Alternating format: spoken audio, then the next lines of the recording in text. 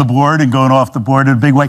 Everyone wanted to see the big dumper in this series. I did. And that karma is still out there, so I'm going with the mini dumper. I think that Kirk is going to be the MVP of this World Series. That's another goal position. Mini dumper, who's famous in his homeland. He needs to be famous internationally in the U.S. and Japan. It's going to happen.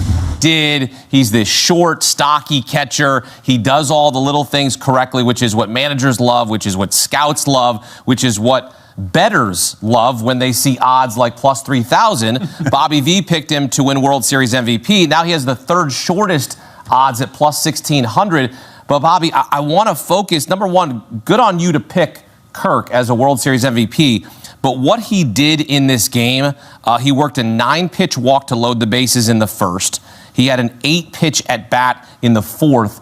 A long single. Normally it would be a double for others, but doesn't matter. He gets on base and it allows the home run from Dalton Varsho to tie the game at 2. You want to talk about a guy who is getting it done and doing the little things correctly. It is Alejandro Kirk. Yeah, and the guys before the game talked about Snell's swing and misses pitches, the pitches he gets strikes on. Those pitches were fouled off in those 2 at-bats. He was battling, competing, and winning the competition every time he stepped in the box tonight. I love that little guy. How smart of him to pick Kirk as World Series MVP. How many years have you been in and around the game now? I mean, you've seen this movie a time or two. I've seen it, and it's usually don't let his body fool you. Yeah. I had a guy, Benny Agbayani, who won that only World Series game with a double. Don't let his body fool you. That's all I've got to say. He was an all-star. It's a good player. He's always been hit first, and then the defense is caught up, and he's been a really good player. You love to see guys like that. They're not the superstars. They're not the George Springers and the Vladdy Juniors and the guys you expect. They have lots of these guys on this team, and that's why they're good, because they're 1 through 9 guys that can hit. And we talk about the bottom of the order, too. It starts with Kirk, really. But at the same time, like, this is their identity. This is the Blue Jays' identity. They work pitchers. They foul tough pitches off. They are not going to give in at all, ever, no matter who's on the mound. You got Blake Snell, their guy on the mound. We don't care. We're fouling off his 97 top of the zone. We're fouling off that changeup. We're making him work. We knew coming in, the game plan is we need to get him out of the game and get to that bullpen. That's exactly what they did, and you see what happened. These hitters just put ego aside, right? It's so easy to go up there and you want to be the hero and you want to hit a homer. You want to get that big. They just grind away and just foul off. How many fastballs at 96, 97 was he just fouling off? Most. On the right and you side. can tell it was pissing off. And what did you say? It's coming. He's going to hit one off the wall. 2 pitches later, pow, off the wall. I just love that Kirk is working the count, right? Like, that's what a catcher does. Like, you like to see a grinded out at bat, and then you like a positive, certainly a result. And he got a couple of them there, giving his chance to extend the inning, and he does. And we look ahead now to Game 2 here. It's going to be Yoshi Yamamoto against Kevin Gausman. That's the Game 2 pitching matchup. And look, Lewis, if you're Dave Roberts, hey, just go do what you did in the last game. Go throw a complete game, and we're good, and we're tied at 1. Yeah. Please, can you go throw a complete game, please, and shut down this lineup? But yeah, easier said than done, right? But Yoshinobu Yamamoto has been, arguably their best pitcher behind Blake Snell in this postseason. But I mean, you go into tomorrow, you see that this team is going to fight you. This team is not going to give in. You know you got elite stuff, and the Blue Jays obviously know he has elite stuff, but he's just got to pitch to his strength. Again, making sure you're establishing your fastball, making sure you're establishing early in the count. Make sure you're starting with strike 1 against these guys. They're going to battle you, like we said, continuously. They're going to make you work and make you throw your splitter for strikes, make you throw your slider for strikes, and really all your off-speed for a strike. So making sure that he goes out there and he establishes that fastball. I think you got to establish that fastball in for a strike. He should be okay tomorrow, but, this Blue Jay offense right now. If you like fastballs and splitters, this is the game for you, right? And you said he's got to pitch in, and Gausman does a good job of that. Savage, that's something he's got. He was good today. Yeah, he held his own there. We haven't talked about it yet, but he does, But Gausman does a really good job of righties and lefties rushing guys in to get to that split. Yamamoto, one of the best splits, if not the best split in the game. It's going to be a fun one. Do you have concern because we saw Blake Snell come off a lengthy delay, a lengthy rest, right? Yamamoto's in the same situation. He last pitched on October 14th. It's October 25th on Saturday. That's the date that we have here. I mean, that's a long time, right? Do you have concern there that the fastball command for him will not be there? Well, I've heard a lot of talk about it not meaning anything. Yeah. What I saw tonight, I saw the Toronto Blue Jays come out and show us who they are, and that's who they've been the entire time. That's their rhythm of playing the game. The Dodgers were totally out of rhythm, and I thought Snell was out of rhythm. I thought the bullpen guys came out of the pen without that rhythm, and their hitters, who usually put people away, especially a young pitcher out on the mound. The Dodgers with the bases loaded, 2 men on, and getting 2 runs in 4 innings. He should get the game ball. Savage, as far as I'm concerned, holding him at 2. But tomorrow, I think he's the best in the game that's pitching, other than maybe a guy in Detroit. And I think that, and maybe a guy in Pittsburgh. But his stuff is spectacular. And they're going to need it to be spectacular. Oh, yeah. They're going to need it because, look, this is the obvious statement. You don't want to go down 0-2, and you're going home. I get it if you're the Dodgers, but you don't want to go down 0-2 ever in a series, especially knowing what a bottom of the order can do to you in the Toronto Blue Jays. Absolutely. You don't want to go down 0-2 at the Rogers Center and going back home. Yeah, you're playing in front of your home crowd, but you know, and you've seen what this Blue Jay offense, especially the bottom order of this Blue Jay offense, can do. So if you're the Dodgers, man, you need to win tomorrow. Tomorrow's your game 7. You gotta win tomorrow. You gotta have Yamamoto go out there and give you some quality innings and give you some length. And your lineup's got to wake up. This lineup hasn't really woken up yet, like I said before in the pregame. Yeah, even the rest of the postseason. I mean, they never really just exploded with the offense that you expect to see from that lineup. And I mean, Gausman's their guy. That's their ace. That's their number 1. So it's not going to get any easier. And you don't want to be complacent if you're the Blue Jays and go, okay, we got 1. You want to go. They're not. You want to go stomp on the gas. Right, exactly. They are not going foot on the gas. I do not expect this team to do that. You said it. You have 1 left at home, and then you got to go to Dodger Stadium, where it's a really tough place to play. And now you have to factor in travel. And time change and all that. But it's going to go for both teams, but still, that matters too. Does anybody want to change their World Series pick? You said Blue Jays in 5. That still looks pretty good. Will, you said Dodgers in 5. Lewis, you said Dodgers in 7. He's the only one that picked the Blue Jays. I'll change. I'll go. I still want to go Dodgers, but I'll go 6. I did not think they would steal game 1. I thought maybe they would win one of the next 2. I did not think they would win tonight. Look out for the Dodgers. They disappointed with not winning over 100 games, and look at what they did in the playoffs. They disappointed losing this first game of the World Series. Look out for what they can do going forward. I just want to, quick, before we move on, I want to give some love to Trey Savage, man. Yeah. It looked like the wheels were going to fall off. And in the beginning innings, he didn't have that splitter. He didn't have his best pitch. Yeah, he didn't have his best pitch. All he had was really that fastball slider or backup slider, however you want to call it. But he held his own. He found it, and he started to kind of get a rhythm there, and he held this Dodger lineup. Because we were saying at the beginning, like, this Dodger lineup is ready. Yeah, exactly. We were saying this Dodger lineup is going to get to this guy. He only has 2 pitches, but credit to Trey Savage and credit to John Snyder for believing in his young man to stay in there and keep this lineup at bay. Ohtani, bases loaded, gets him to roll over to first. That was a huge one. Huge one. John, what can you say about your ball club if nobody's ever watched him? Well, all we do is win when Trey Savage pitches. We're 6-1 in Trey Savage's 7 career starts. That's all we do. All we do is win. That's all we do. When Trey Savage is on the mound, we win. That's what they did. They won in game 1 to take a 1-0 series lead. Game 2, Saturday night, 8 Eastern, back in Toronto. I'll mention teams to win game 1 of the World Series have gone on to win 6 of the last 7 World Series. Perhaps that trend will continue. The Dodgers will have something to say, and we'll have plenty to say. We'll have full pregame and postgame coverage right here on CBS Sports HQ. Dodgers on the road, game 1 of the World Series. Pretty bad. But then you've got the Blue Jays. They're 9-4 all-time in World Series games in Game 1. That is the best record of any team in Major League Baseball history.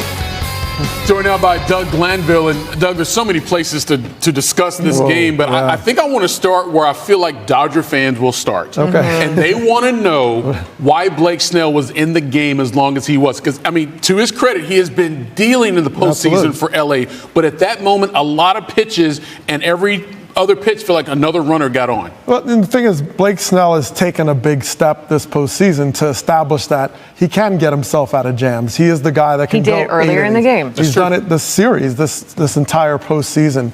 So they're looking for that opportunity to say, okay, well, put us in a better position to set up our bullpen. And they just didn't get there. I mean, his command wasn't there. And look, the Blue Jay team is really difficult because they put the ball in play. They don't strike out. They're going to make hard contact. You have to field, and you're going to get foul ball after foul ball. So he relies on swing and miss. Yeah. He relies on chase. And if they're not doing it, his pitch count will go up. Following this loss in Game 1 of the World Series. What do you think about it in your first look at it?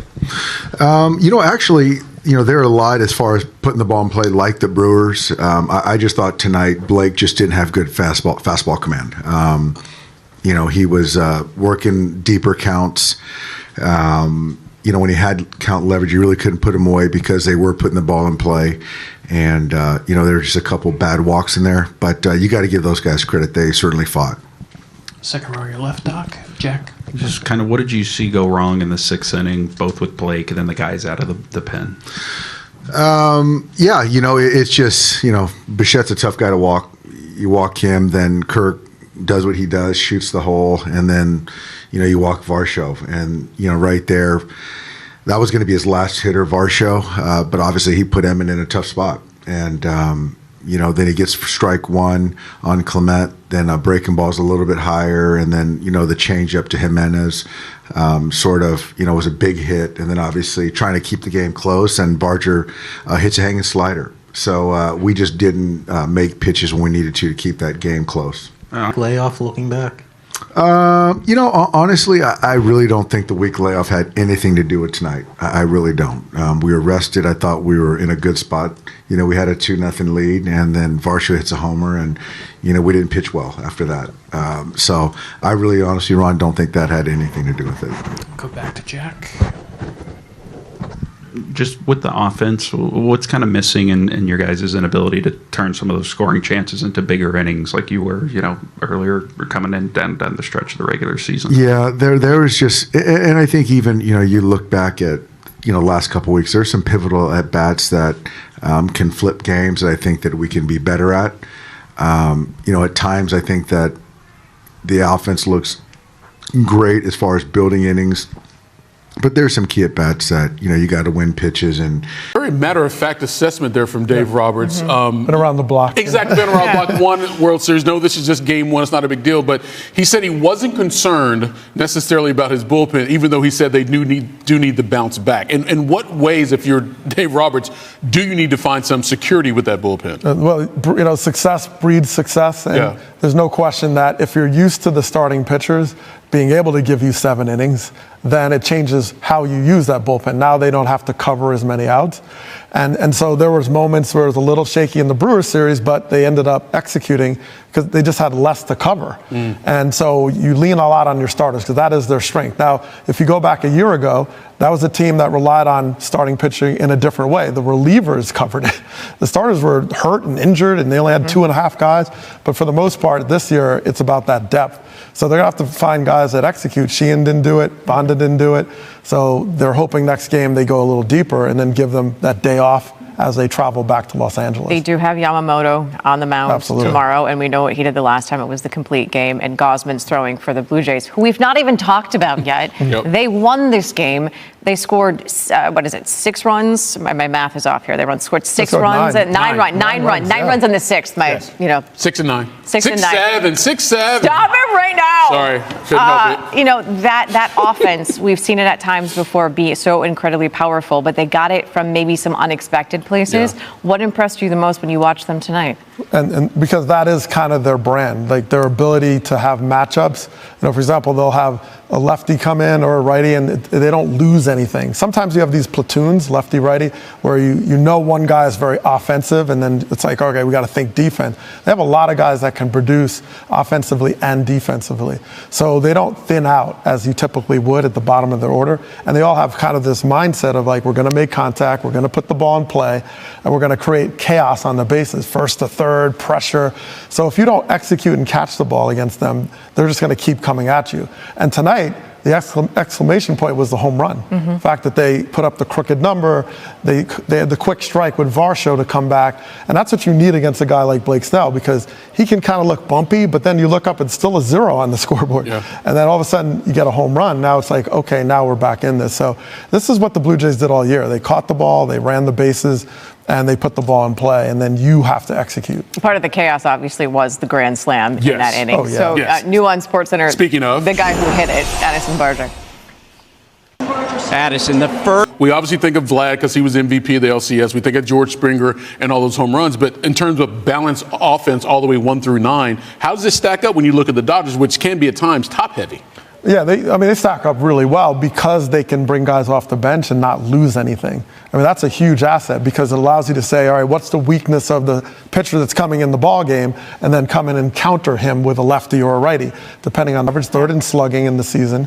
I mean, they were number 1 in strikeout rating, meaning the lowest, so they put the ball in play. This is their game, and once they catch the ball on defense, then there's a lot of pressure, especially when you're on the road like the Dodgers, to execute. Was there anything that happened in this game that made you rethink how this series is going to play out?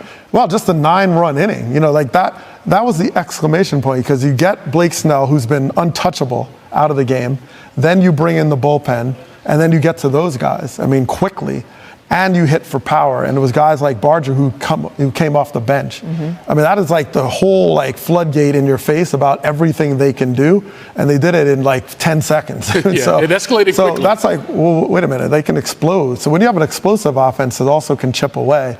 I mean, that is something you have to reckon with, because you have to pitch and you have to get outs, and if you don't, this is what they can do. So it's a different climate now, and they went 7 games. I mean, they were up against the wall. The Dodgers have been chilling. I know Dave Roberts said that, he but said the rest, it's it's 7 days. I mean, I know for me, if I didn't hit for 3 days, my swing felt a little bit funky. So it's something they'll have to overcome, but at least they go back to LA and maybe that's their shot. Yep. More reaction from Toronto, new on SportsCenter. This game was obviously decided in the 6th inning when Toronto went off like they did, and they were able to break through.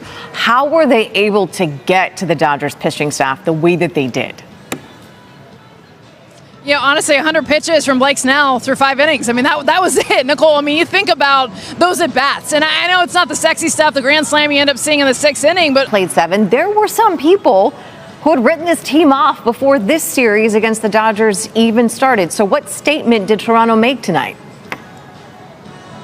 Nicole, I mean, yes, that's exactly what this was. It was a statement game. I mean, you think about, first of all, the fact that the Dodgers do it because they put the ball in play and they have the slug. The Dodgers, they only had 6 hits this game, Nicole. And when you think about their offense this postseason, yes, they've been pitching, but their offense has not shown up with the big names that you think about. We think about Shohei's 3 home runs in Game 4, but outside of that, he has struggled. Mookie Betts, Freddie Freeman, those names have not done what we are expecting from them this postseason. All right, Jessica Mendoza. You notice Jessica's voice? Yeah. A little bit crackly, maybe from having to speak over that environment in Toronto. A little bit louder there. We'll see you for Game 2. It's crazy out here. I know.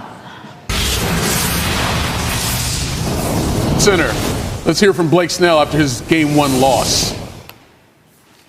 You know what I mean? And I think he has a great back. What were you seeing as they were navigating through their lineup, how they were able, I know you talked about their ball, bat-to-ball contact, but what were you seeing with them today?